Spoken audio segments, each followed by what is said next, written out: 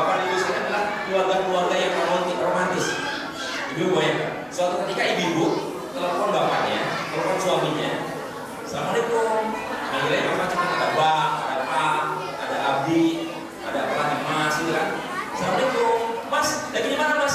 Terus suaminya tiba-tiba bilang di ujung telepon, lagi di hatimu. Gimana rasanya Bu? Hah? Gombal. Bagaimanapun perasaannya akan senang kalau suami pandai memberikan kalimat-kalimat positif.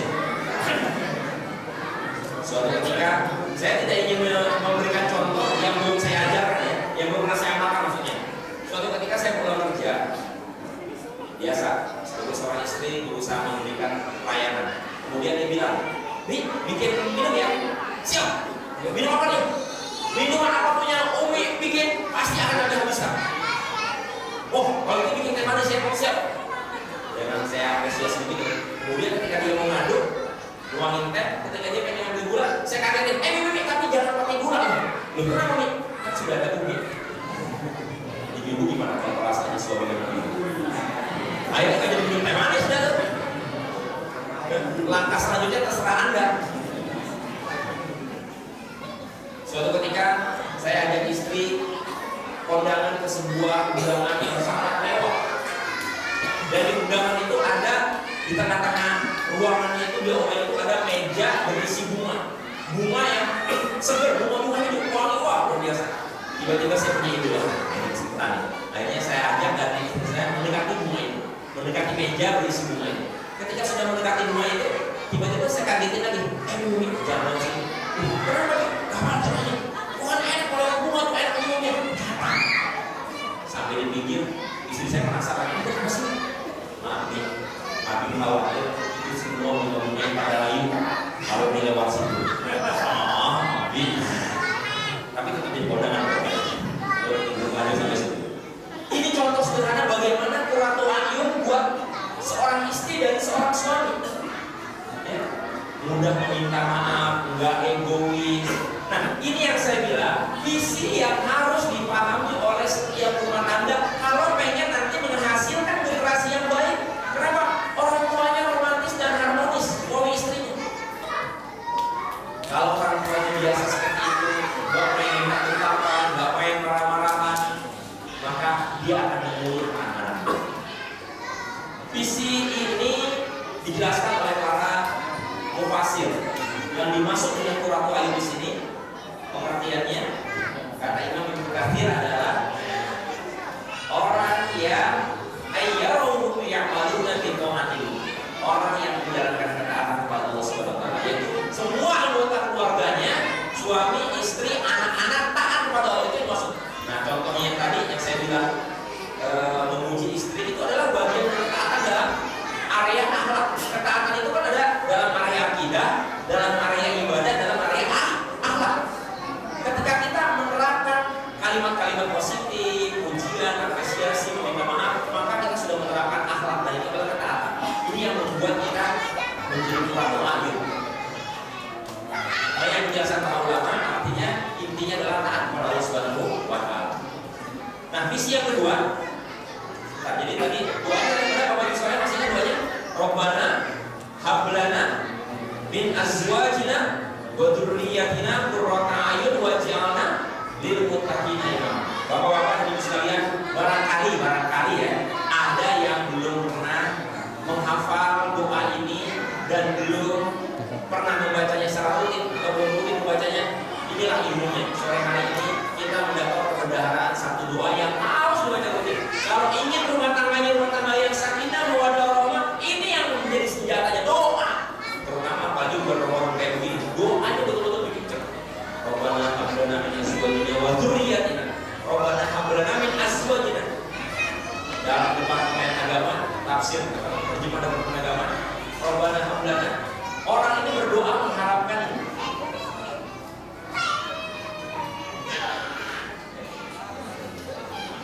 Jadi senang nggak kalau bapak-bapak baca doa ini? Senang nggak Bu? Bu? Senang nggak kalau bapak-bapak baca doa ini? Kok senyum-senyum Bu? Pak? Gimana, Bapak-bapak? Senang baca doa ini? Senang. Kenapa Pak senang? Banyak. Istri-istri. Waduh, hati ibu. Banyak. Waduh, bener-bener ya. Tadi siapa yang bilang senang Pak? Bu, anak ibu.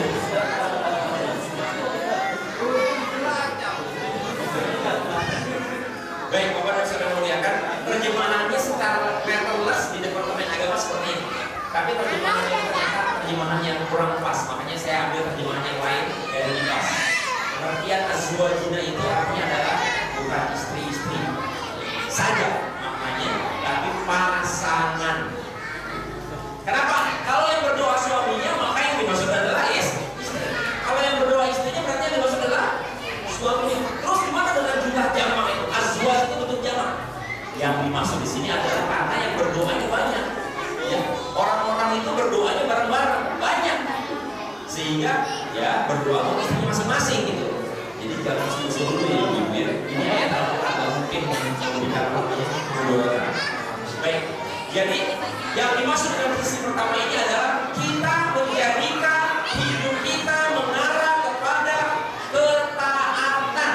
Rumah tangga harus menjadi rumah tangga yang sibuk dengan taat. Ini ketaatan kepada syariat, kepada Allah. Baik, yang kedua, visi rumah tangga yang Islami, rumah tangga yang sakinah, rumah tangga surga adalah wajahnya lil muttaqina imam. Dan jadikan seluruh anggota keluarga itu suami, istri, anak-anak mempunyai obsesi agar menjadi pemimpin bagi orang-orang bertakwa. Apa artinya pemimpin? Kenapa ayat ini, doa ini tidak berbunyi menjadi orang-orang bertakwa? Bagus kan kalau ayatnya menjadi orang bertakwa? Bagus kan? Ya kita bukan sedang mempertanyakan ayat-ayat, tapi sedang mentadaburi. Kenapa Allah membuat targetnya sampai sebegini? Lil muttaqina imam, menjadi pemimpin bagi orang-orang bertakwa. Artinya apa? Ketakwaan ini harus ketakwaan yang di atas rata-rata, bukan ketakwaan yang biasa-biasa, apalagi ketakwaan yang palsu. Lil muttaqina imam. Apa artinya? Yaitu menjadi teladan, menjadi panutan, menjadi contoh. Orang-orang yang bertakwa, kalau dia ketakwaannya di atas rata-rata, maka dia akan menjadi contoh kebaikan. Nah, inilah dua visi dari sebuah rumah tangga surga. Kalau kita ingin menjadi keluarga surga yang mencetak, yang mampu membangun, membentuk generasi yang unggul dan berkarakter, berpegang teguh pada visi-visi Islam, maka dimulai dari kita para orang tuanya harus jelas visinya, harus berjalan di track yang benar, yaitu visinya visi keluarga surga. Apa visinya? Yaitu orang ayu, menyejuk mata, menyejuk hati, ketaatan, dan yang kedua iman muttaqin, mempunyai obsesi mengarah, semua tingkatan ini mengarah kepada menjadi orang bertakwa. Contohnya apa? Sekolah, ya cari sekolah yang Islam, sekolah yang mengajarkan akhlak, akidah. Kalau bisa begitu itu, jadi visi yang benar itu adalah visi yang membuat langkah-langkah hari itu terpimpin. Visi yang benar, visi yang kuat adalah visi yang membuat hari ini kita melangkah secara benar ke atas itu. Baik, prinsip ini dua ayat yang mungkin saya singkat menjadi poin yang ternyata dalam bahasa Arab yang ini juga artinya, yaitu lurus yang lurus, generasi poin, keluarga poin, keluarga yang memegang isi keluarga ayun dan membangunkan. Baik, Bapak sekalian, pemirsa, kita ingin betul-betul menjadikan keluarga kita keluarga yang Islami, keluarga yang mengarah pada prinsip-prinsip keluarga ayun dan membangunkan. Karena itu kita harus membaca doa. Dan betapa luar biasa doa ini menjadi kunci keberhasilan, bukan karena semata-mata nanti Allah akan mengabulkannya, tapi karena kita juga nanti berikhtiar untuk mewujudkan langkah-langkah konkretnya sampai-sampai seorang orang soleh itu berarah betul. Karena betapa beratnya untuk bisa memiliki keluarga yang qurratu a'yun dan muttaqin. Betapa berat tantangannya untuk bisa memiliki keluarga yang qurratu a'yun dan muttaqin. Karenanya ketika orang soleh ini berdoa, dia sampai begitu luar biasa meresapinya. Khawatir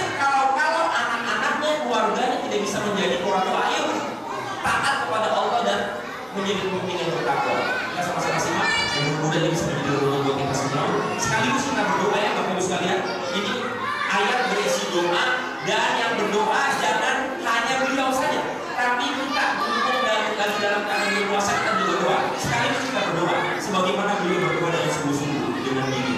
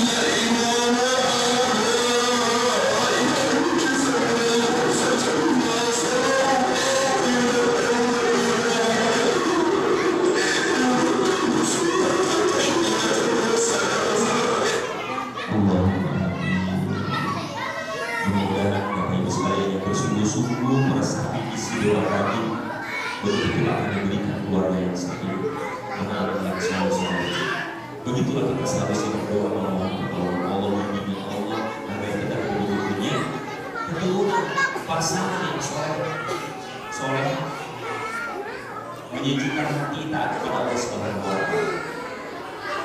Itulah visi rumah tangga yang harus menjadi tahapan awal kita berumah tangga untuk mencetak generasi yang tangguh. Pertanyaan berikutnya, mengapa harus menciptakan keluarga surga? Kenapa kita harus dalam berumah tangga itu mempunyai misi menciptakan selalu mengidam-idamkan dan selalu berusaha mewujudkan keluarga surga? Ini yang disebut dengan misi keluarga surga. Kalau tadi adalah visi, yang kedua ini adalah misi. Jawabannya apa kira-kira? Sebagaimana yang tadi dikutip oleh panitia dari buku yang sangat bagus tadi, ternyata misinya adalah ini. Tolong dicatat baik-baik, tolong diingat baik-baik. Rumah tangga yang belum mempunyai misi seperti yang dituntutkan oleh Allah dalam ayat ini tidak akan pernah, demi Allah tidak akan pernah menjadi rumah tangga yang sakinah, tidak akan pernah melahirkan generasi yang soleh. Misinya adalah ini. Sebuah ayat yang sangat indah.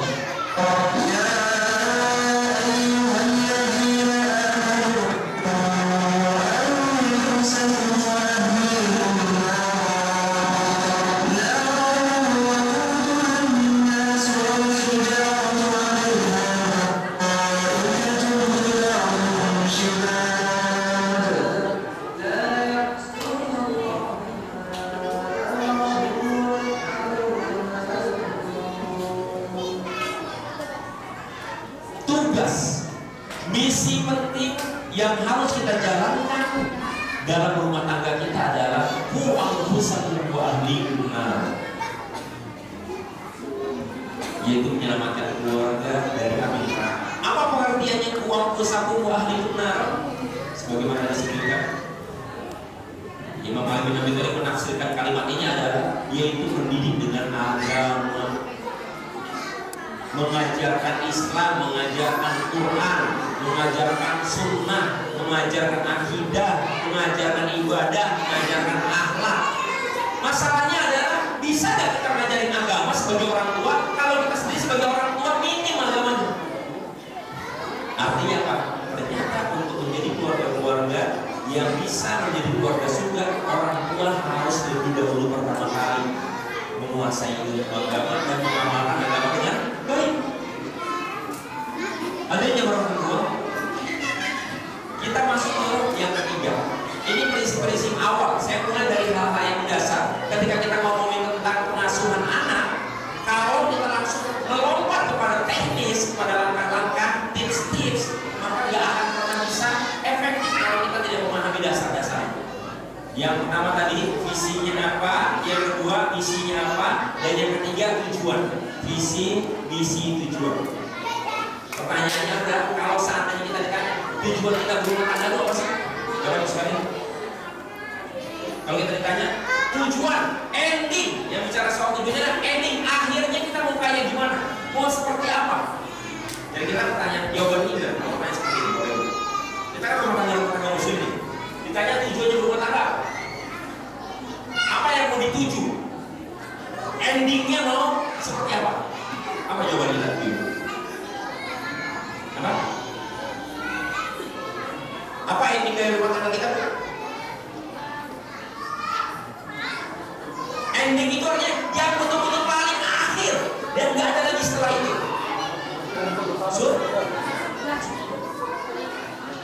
Enggak, beda dengan tujuan kita secara pribadi. Tujuan rumah tangga kita sama dengan tujuan kita sebagai seorang muslim. Kita perhatikan bagaimana tujuan ini sudah betul-betul tertanam dalam diri kita.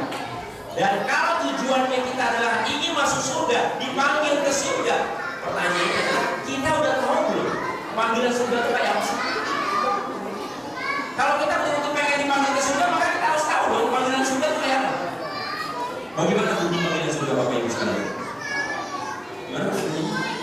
Dipanggil ke surga itu bunyi. Kalau kita sendiri belum pernah tahu, bagaimana bisa kita wujudkan? Dia hanya akan bisa terwujud kalau ini sudah menjadi obsesi yang sangat kuat dalam diri kita. Dan untuk bisa menjadi obsesi kita harus tahu. Bagaimana? Kalau kita ingin dipanggil ke surga, maka kita harus tahu bunyi panggilan ke surga itu kayak gimana bunyinya. Gimana Bapak? Mari sama-sama kita pelajari. Kita udah tahu sebetulnya. Kita udah tahu secara informasi, secara kondisi, secara konsep, secara teori. Tapi ini yang belum terhijab dalam diri kita. Mari sama-sama kita niatkan, kita tolong sama Allah. Hari ini kita betul-betul memancangkan dan mengucapkan tujuan rumah tangga kita ke surga melalui apa? Melalui obsesi yang semakin kuat terhadap panggilan ini. Dan bayangkan panggilan ini diberikan bukan hanya kepada kita, tapi kepada semua anggota keluarga kita.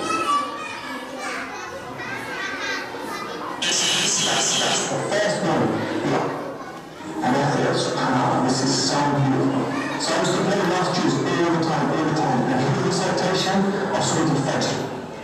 It's so beautiful. So first of all, it became my favorite verse just by the sound of it.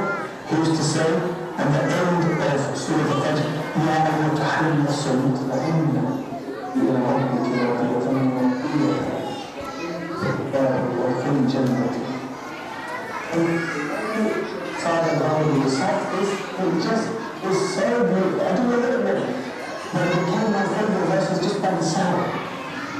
Then when I began to read and understand it, every time I think about these verses, I just feel like you.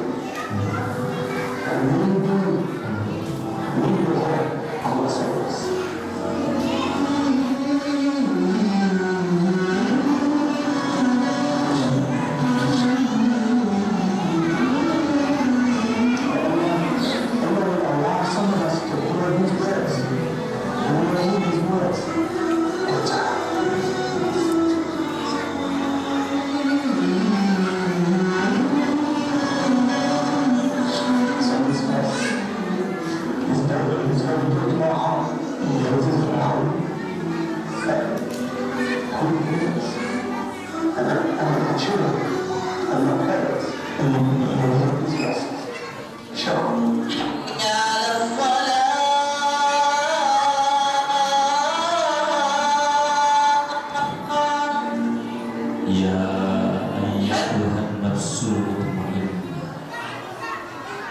Kalimat yang indah yang bergaul di dalam jiwa kita di sepanjang kehidupan ini sampai nyawa menjemput. sampai ajal menjemput. Sudahkah kita betul-betul memilikinya dan memiliki? Kalau sebuah rumah tangga orang-orang tuanya menjadikan panggilan ini menjadi panggilan yang paling penting, panggilan agung, maka insya Allah setiap langkah-langkahnya, setiap pola asuhnya akan mengantarkan anak-anaknya menjadi anak-anaknya generasi surga. Kenapa? Karena yang diutamakan adalah surga, akhirat. Keluarga surga yang menyadari panggilan ini, kenikmatannya bukan diletakkan pada dunia. Anak-anaknya yang saya ceritakan tadi, orang yang sedang saya coba bantu konseling, dia bilang, anak-anak saya Pak, itu kalau jalan-jalan gak mau kalau gak ke Singapura. Kalau beli mainan itu bisa sampai berjuta-juta. Terus gimana? Ya tapi kan saya gak bahagia. Istri dan saya tuh sampai gak, sampai selingkuh gitu luar biasa. Gak bahagia. Kenapa? Dia tradisinya, visinya berumah tangga adalah pengen mencapai kesuksesan. Pengen punya rumah mewah, punya mobil mewah, karir bagus, tapi nggak bisa mendapatkan bahagia. Kenapa? Tujuannya adalah kesenangan dunia, hawa nafsu. Budayanya sehari-hari mau makan apa, kuliner di mana, dia paling beda. Makanan kalau nggak makanan yang mewah nggak mau. Nah, karena apa? Karena belum menjadikan panggilan ini panggilan surga sebagai paling utama. Nah, sebuah rumah tangga yang benar, sebuah rumah tangga yang efektif memberikan pengasuhan terbaik, orang-orang tuanya, ayah ibunya, suami istri ini harus betul-betul sama-sama klop punya obsesinya adalah surga, sehingga yang tidak bisa mengantarkan ke surga akan disingkirkan. Contoh dalam kasus rumah tangga yang sedang saya tangani ini, kenapa dia bisa sampai gak bahagia? Kenapa? Karena dia memperturutkan hawa nafsu, hal-hal yang bisa membuat dia hilang surga malah diturutin apa? Penyebab rumah tangga yang tadi berantakan adalah ternyata virus yang disebut dengan virus CLBK. Apa itu CLBK itu? Virus CLBK apa? Cinta lama bersemi kembali. Atau ada lagi yang bilang cinta lama belum kelar. Jadi pacarnya yang